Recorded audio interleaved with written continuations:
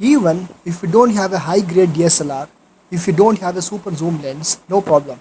Still, you can make a good photography of moon by trying different settings in camera. First thing is to choose time.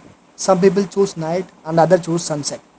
I pick the sunset where sun and moon both are available at the time so that light will be still there in the sky. I can keep my ISO at very low and so that noise or disturbance will be reduced in that picture.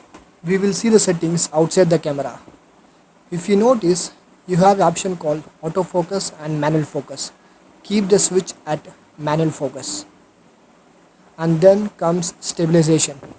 Switch it off. If you are choosing a kit lens, you will be getting 1855mm lens. Keep the zoom ring at the max so that it picks up 55mm. And if you don't know what is zoom ring and focus ring, I will show it here. This is the zoom ring and the top ring at the end of the lens is called focus ring. Keep the camera in manual mode and switch it on. And before going to ISO, aperture and shutter speed, we will keep some basic settings. Use the timer always so that you don't have a shake while clicking the shutter. And keep the white balance in auto white balance.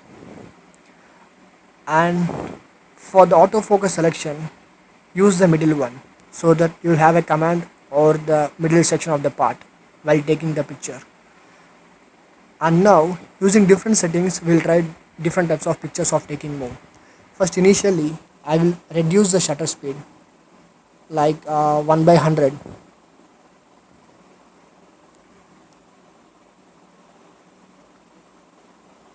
And then I'm going to keep the aperture at very low level.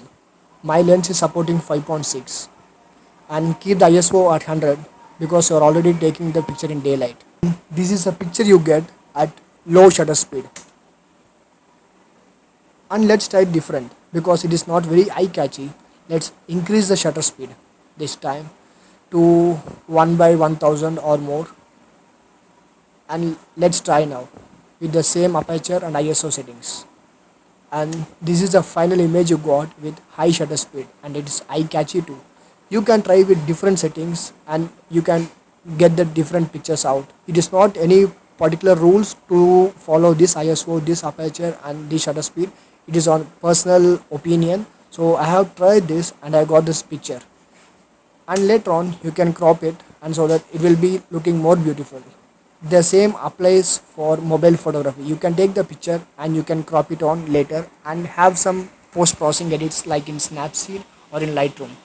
Thanks for watching.